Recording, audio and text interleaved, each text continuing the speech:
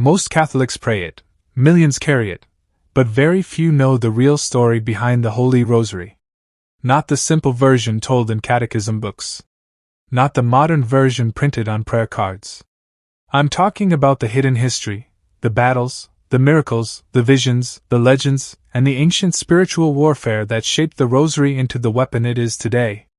This is the untold story of the Holy Rosary. Before the Rosary looked like the beads you know today, it began in a very unexpected place. Not in a cathedral. Not in a monastery. But in the hands of poor Christian monks in the deserts of Egypt, over 1,600 years ago. These early monks didn't have printed Bibles. Some of them couldn't even read. So to keep track of their prayers, they used small pebbles, moving one stone at a time for each repetition of the 150 Psalms. This was the earliest form of the Rosary. A physical tool that connected the human hand to heaven. As Christianity grew, these pebbles evolved into knotted cords, and knotted cords eventually became strings of wooden beads. But the prayer wasn't yet called the Rosary, and the Hail Mary wasn't complete yet. Something extraordinary still had to happen. Fast forward to the 13th century. Europe was in crisis. A dangerous heresy known as Albigensianism was spreading fast. Churches were being destroyed. Priests were being attacked. The faith was collapsing in entire regions. And then came one man, Saint Dominic. Legend says Dominic prayed and begged God for help for 3 days and nights, fasting until he collapsed. And that's when something happened, something that would change history. Dominic reported that he saw a vision of the Blessed Virgin Mary, holding a chain of heavenly beads. She told him, "Use this, preach this, pray this. It will defeat the darkness." This was not folklore. Historical documents show that Dominic introduced a new method of prayer in the regions he preached. A prayer built around the life of Jesus, the intercession of Mary, and deep meditation. This became the foundation of the Rosary as we know it. And yes, wherever Dominic preached the Rosary, the violent heresies began to collapse. Coincidence? Believers say no. After Dominic's death, the Rosary didn't disappear. It went underground. Kept alive by the Dominican order, who became known as the Guardians of the Rosary. They traveled from village to village teaching how the joyful mysteries strengthen humility, how the sorrowful mysteries deepen sacrifice, how the glorious mysteries inflame hope. But there was still another twist. During the Middle Ages, Christianity faced a terrifying threat. Islamic forces pushing into Europe, conquering Christian lands one by one. By the late 1500s, the Ottoman Empire prepared to invade Italy. Pope Pius V realized Europe couldn't win by military power alone. So he made a desperate move. He ordered all of Europe to pray the Rosary. What happened next became legend. October 7, 1571. The Christian forces were vastly outnumbered. The Ottoman fleet was larger, stronger, and strategically positioned. But the Pope kept praying the Rosary. Churches rang their bells. Ordinary families dropped to their knees.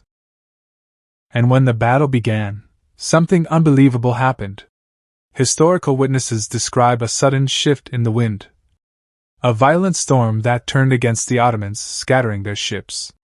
By sunset, the Christian fleet had won. The Pope declared the victory a miracle through the Rosary. And that day became known as the Feast of Our Lady of the Rosary. From that moment, the Rosary wasn't just a prayer.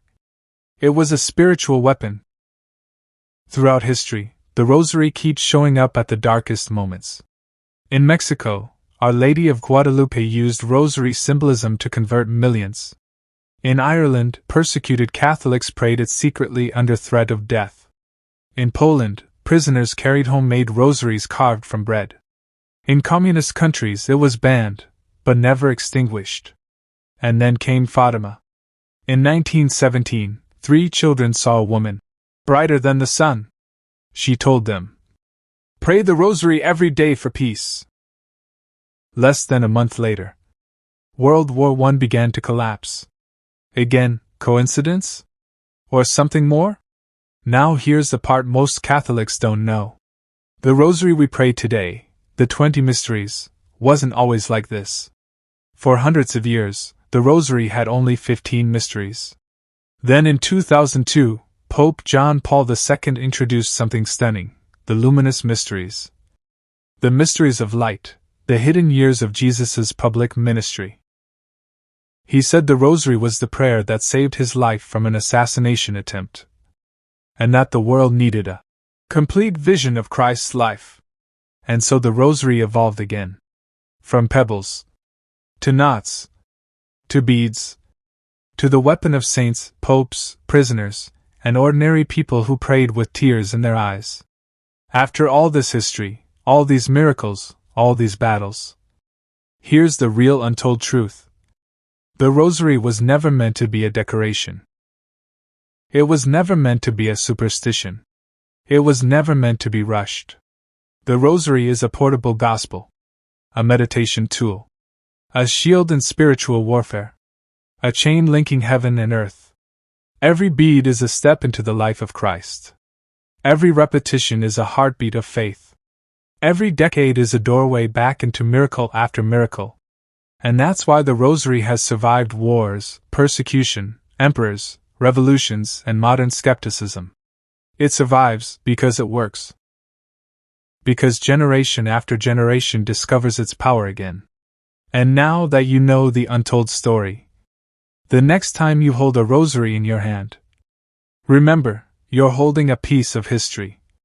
A weapon, a prayer, and a love letter that has traveled through centuries. If this video opened your eyes to something new, don't forget to like, subscribe, and share it with someone who treasures their faith. This is Faith Flame TV. Thank you for watching. And may Our Lady's Rosary always protect you.